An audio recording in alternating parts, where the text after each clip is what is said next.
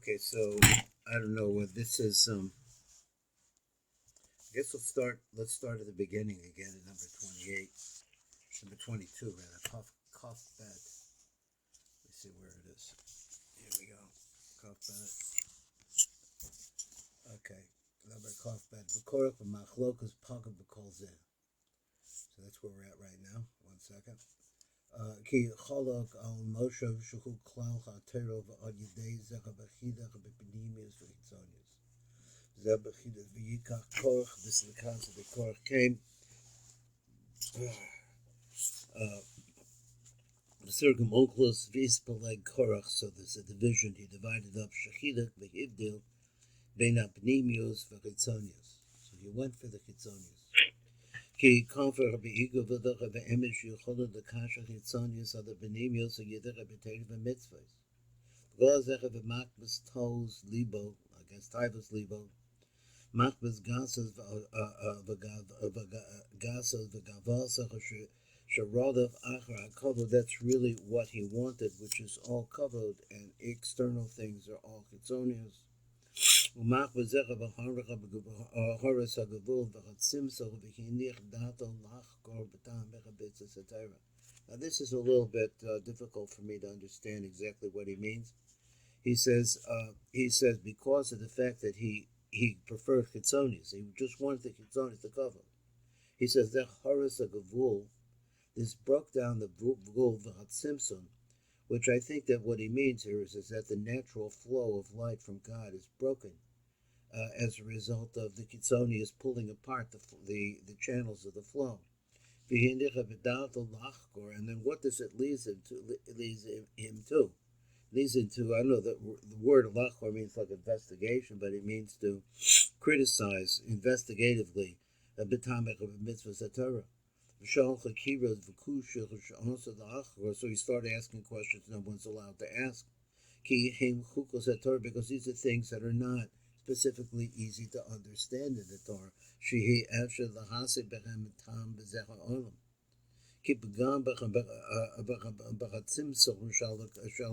Because what was the Pagam there? Now I'm really trying to figure out how this affects the Tzimtzum.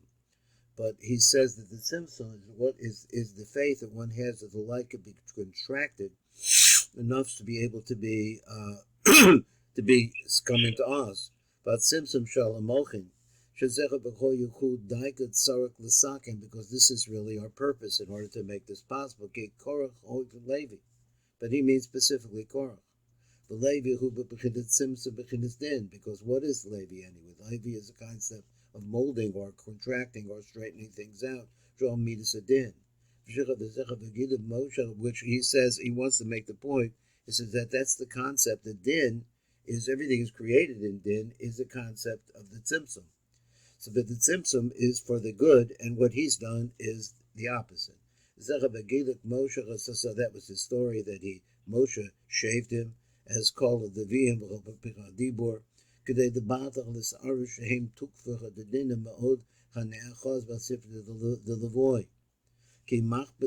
you understand that the Levium are starting out on the left side to begin with.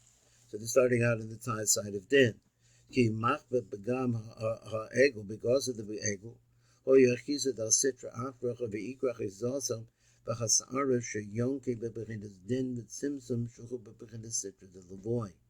now all of those words here that need really further elucidation, I think. He says the ikra, the achizasim, is in the hairs. So we don't know exactly why the hairs, but the hairs, if we thought about the beard, if that's what we talk about, or actually hairs, know that they're hollow. You have a certain amount of light, and that's really the ultimate symptom right there of trying to bring the light through the hairs. This is the place of where the chitzonis can get involved. It's really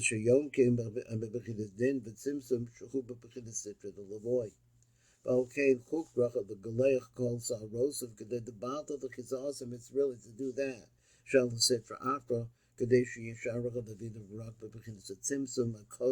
The tzimtzum, that the tzimtzum has to be kodesh. So he said, like I said, so looking at the human body, so if we looked at the mochin coming out from the head, they have to go through a tzimtzum through the neck in order to be able to reach the rest of the body. So this is the tzimtzum has to be kosher, but as we know by Pesach, is that this is a place which is dangerous. So he says, Kodesh, B'li achizis sitra akdosh zecha bel tzimtzum ku tikun godel ki asher lahasik aseichel ha'emet bebechinas kohen. So let's go over this. He says it's impossible to really reach the seichel of emes, which is the concept of the kohen. Now, exactly what he means by that, because if the tzimtzum works properly, he had to humble himself, now,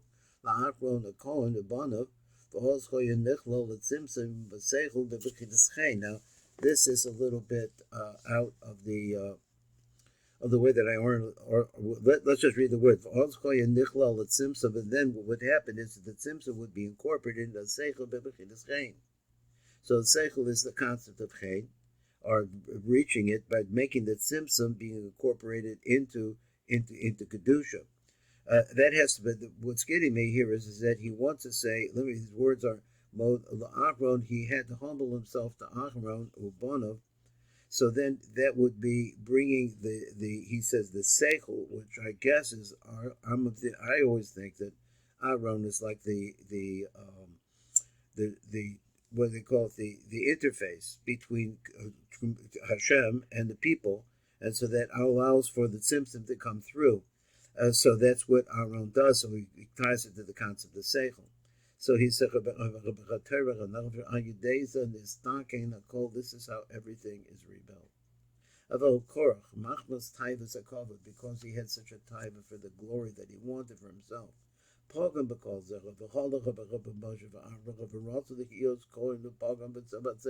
He wanted to be the one that was going to be able to attack the light, or attach himself to the light. Now he says he has been talking about this and the desire to break through. He says to break through and to get it all for himself, something like that. So the seichel, you can't have the seichel unless you're going through the tzimtzum of kedusha. So he broke his thinking, went completely off the track. So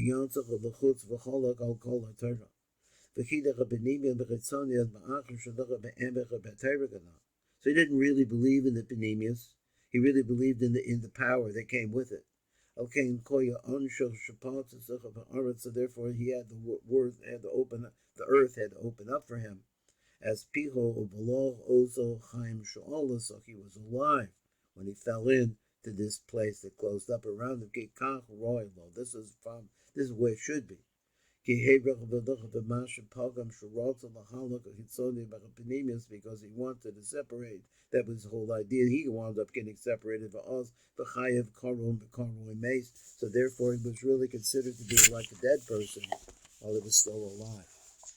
So let's see a little bit more. Let's see what else he says over here. Live say that's what he saw. Rishoyim are called Mason, B'chayechem Karuyim Mason. So he said,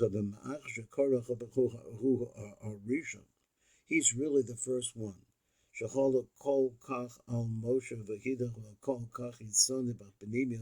And he split off the chitzonis from the penimius.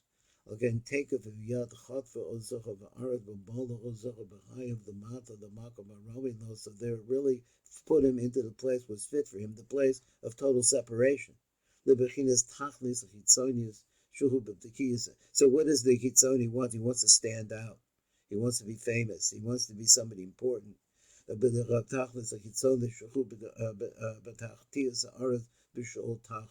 that's underneath the world.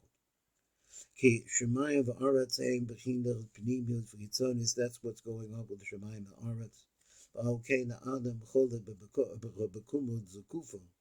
So therefore a man is standing upright between the heaven and the earth. So we're standing on top of the earth. Because he, I guess, he means the man is, I think he means this. He's planted on the ground just like the ladder that we call about the sulam, mutzav arza, bebechinas kitzonius. Because a man has a body, or he means to say that our neshamas have a body. But our heads, our seichel, can reach all the way up to connecting to that mind that we've been talking about. Shucha seichel, shucha bebechinas adyonis, adyonis. So in other words, we really have the ability, standing in this lowly place, we have the ability to reach our minds to the Most High. Bechinas adyonis hadavar bechinas benimius. Ke'anim sarach l'kashra chakol l'sharsha. V'azai hu chai l'oilim. Avach v'korach. That's what it is. Shechalach kol kach v'hifrid bein benimius v'chitzonius. So that was his big thing. He wanted all the chitzonius to be for him. That's all he cared about. He turned his back on benimius. Bein shemayim l'oretz. He's standing in between the iron l'okein. Patas ha'oretz as piho. So therefore, he's standing on top of the world, and he has the ability to be able to, all Jews have the ability to be able to reach the mind, the seichel sheyesh b'chol davar. But that's not what he wanted. What he wanted was glory for himself, and so therefore, the world swallowed him up, so that he only stayed in the lower part. The below so b'chaim miyad, immediately kishon makomo. That's really where the separator belongs. Let's do a little bit more. We have a few minutes. And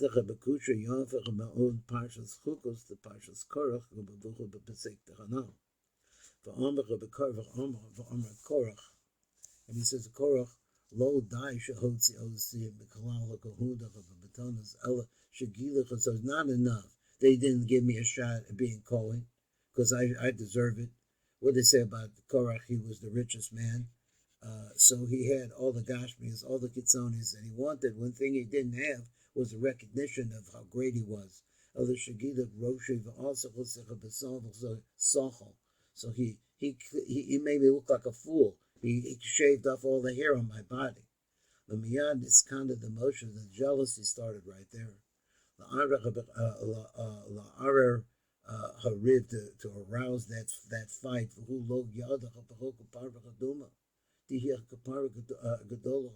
Now he throws this idea in. He says, what Korach didn't know, and Korach didn't know what Moshe knew. I mean, some because he got himself off from it. But here he says that specifically he didn't know this chok that's coming, which is a metaphor he said before, which is coming right after the parshas of Korach. He said, so this is what it says over there. So it's a ayin sham, I know canal. Ki paraduma shemetaheren metumas meis. That's what the paraduma can do. Zechabel hafach toes Korach. This is the opposite of the mistake that Korach made. So he went and he did this. He split off the Kitzonius from the Benimius. Ki al yidechah b'mitzvahs paraduma roam shechafidu b'tachvis Kitzonius. Yecholim neireg v'thakasher gam ozom makomos. And also we can do this, we can take to those places which are totally and completely split off, which is a dead person, a person who's tomemes. He's the kasha gam osam of makomus l'Hashem Yisbarach to bring them back into Penimia. So how do you do that? So let's see. Shadaika ayidechat simsum, because take this simsum, which simsum? The Bechinas offers Sreifas Achata. So he says, I'm not sure how to understand. He says, this is a Tzimtzum. What's the Tzimtzum? It's the dust that comes from the ash, let's say, of the Sreifas Achatas. Now, he wants to say that's the Tzimtzum. Now, I'm trying to think, what's Tzimtzum about that? You take this large red animal and you burn it in such a step that all that is left, maybe this is the symptom he made, all that he meant is just his most bottom part, its lowest part, which would be what's the leftovers of it being burnt. Actually, you talk about tumas maize. The this is the concept of the cedar tree, the ezav and the hyssop, which is a bush, ushnei to loss, and also I don't know. It means did you tell me what the loss means here? It means worms, doesn't it? Huh? Scarlet wool. Say that again. I couldn't understand you. Scarlet wool. Oh, yeah, there we go. There you go. Thank you, Rabbi. Thank you. That's a loss, but that's all part of the same mitzvah. Because because this is what it's saying like this. Yeah, maybe you say like this, that you have this beautiful animal, which is all completely and totally red, and it's very proud of that redness. It's a redness we understand is Melashim Din. Ke'eres, it so stands there like a cedar tree. Yashbil it has to lower himself like a bush. Lukalas are like scarlet wool. I'm not sure what kalas means here. I think a worm. Like the rabbi said,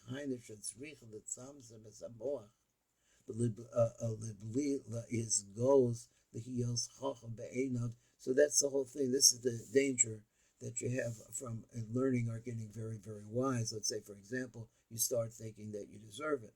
The is goes the heels to be a chacham in his own here to the hasega goal. Yosef Besichlo. He wanted the glory. He wanted everything, but it's outside. It's more than his seichel can handle. But the opposite is what has to happen. A person has to limit down his thinking, and make himself low like a hyssop, could loss like a worm, and he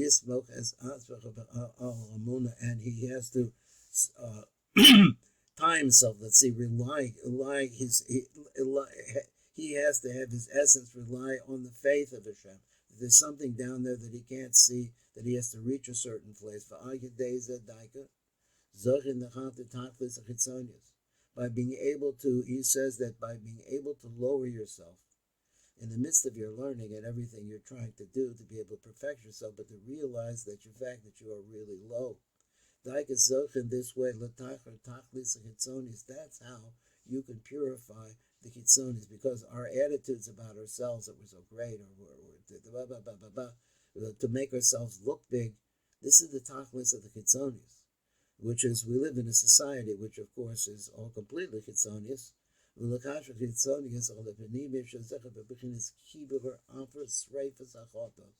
This is the concept of taking what's left of the sreifas of the chotos, of just a dust. Shuhu b'bechinas tachlis at simsum, which is the ultimate simsum of bringing everything down into dust, which is really what we are. B'prat shenisraf be'esh, specifically it has to be burnt in fire. Shuhu b'bechim tochav again. What's fire? Tochav is the power of din, the burning. And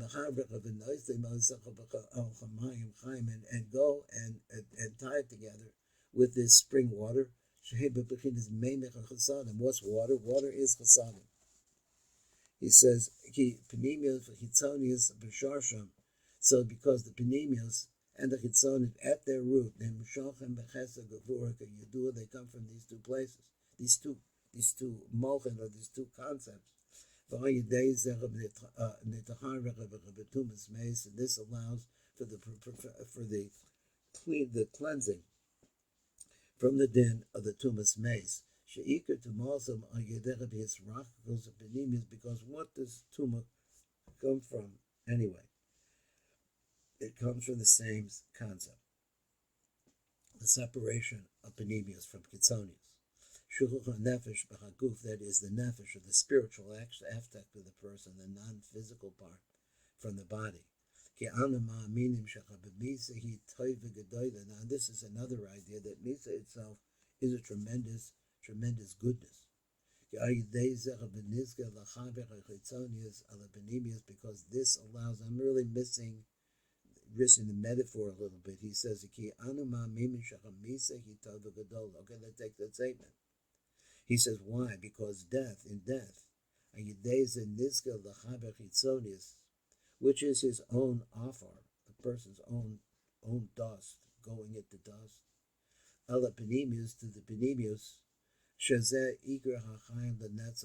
that this is the main thing one has to do. Now he says that this is only through death. And also he is dealt with this idea of the chisamesim. He talked about that previously, which needs more explanation too.